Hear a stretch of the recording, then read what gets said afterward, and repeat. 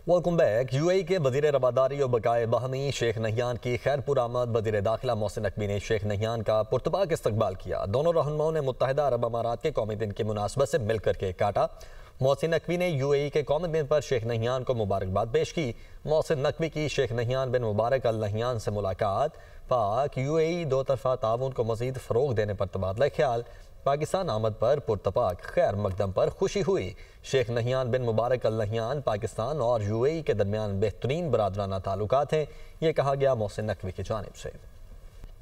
Welcome back. UAE के वजीर रवादारी और बकाए बाहमी शेख नहियान की खैरपुर आमद वजीर दाखिला मोहसिन नकवी ने शेख नहियान का पुरतपाक इस्तकबाल किया। दोनों रहनुमाओं ने मुत्तहिदा अरब अमारात के कौमी दिन की मुनासबत से मिलकर केक काटा।